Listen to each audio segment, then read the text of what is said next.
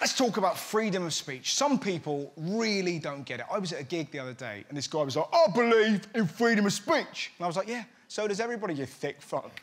And he genuinely went, hey, you can't say that.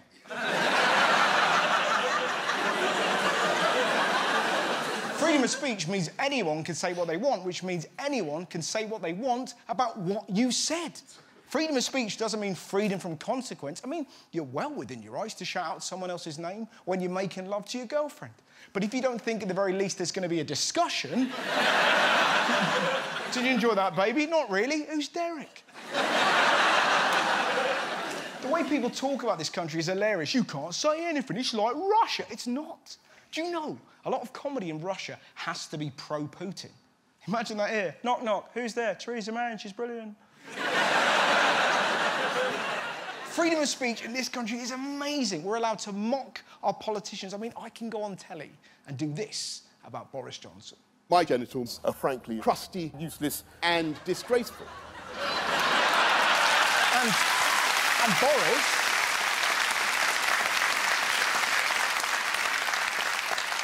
And Boris would be within his rights to do this. I want my anus bleached to look like a porn star.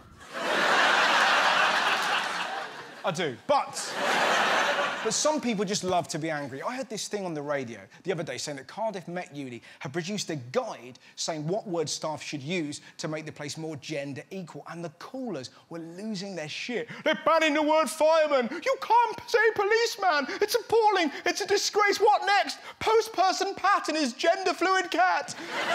Bring back Diana. And you're like, calm down. All they're trying to do is create a world where anyone can have any job irrespective of their gender. That has to be a good thing, right? The main argument against this empathy seems to be, I wanted to be like it was when I was little. And you're like, what? A 3-day week in a telly full of pedos? Why is it? Why is it that kids can evolve and some adults can't? We did it when we were 9.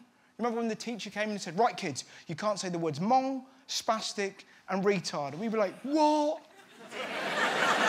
These are our favourite words. How are we going to communicate? What about this? That's gone too. It's going to be a long winter, boys.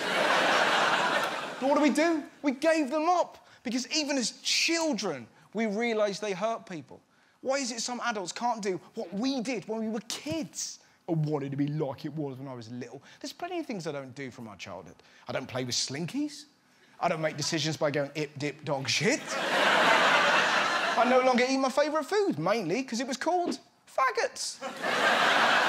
I remember skipping down the supermarket aisle going, we're going to eat some faggots. We're going to eat some faggots. The point I'm making, we evolve. It's about knowing and being aware of the power of your words. A while back, I worked for the BBC and I did a piece about the Paris attacks where I said that ISIS weren't Muslims, they were terrorists, and the crowd cheered. And then, at the end of the show, the BBC lost their mind. You need to re-record it. You need to say that ISIS aren't devout Muslims. And you're like, are you worried we're going to offend ISIS? What are they going to write in? Dear points of view. Imagine my horror when I was misrepresented on a late-night satire show. Farouk and I will be cancelling our TV licence. Please excuse my handwriting. I have a hook for a hand. Fuck those traitors to their faith. If they're killing people, the least I can do as a comedian is call them names. That's freedom of speech. And if ISIF gets upset, then fuck them. That's another thing that gets me, swearing. Some people get very upset. It's a sign of a poor vocabulary. That is trite. That is piffle. That is balderdash. It's poppycock. It's waffle. It's bunkum. I swear, because I come from a working-class family, and I had a dad who was terrible at DIY. By the time I was 8, I'd heard every colour of the rainbow. Every time he put a shelf up, I'd have a different treat for the playground. Seriously, Darren, he got a hammer, a fuck monkey. But some people really despise it. I was being lectured to the other day. And she was like, there's never, ever a situation where you should say the C word. And you're like, come on. Have you never watched the news? There was a story the other day. This bloke had a heart attack and another man stole his wallet.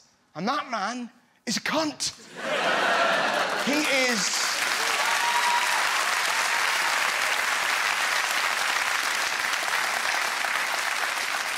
He's a big, fat, stinking cunt. To quote my dad when he's building a cupboard. Good one, Dad. He nearly choked on my faggot. And I know there'll be some people watching who will still be furious. You should never use that word. You don't own a vagina. And you're like, whoa, whoa, whoa, whoa. There's a massive difference between a vagina and a cunt.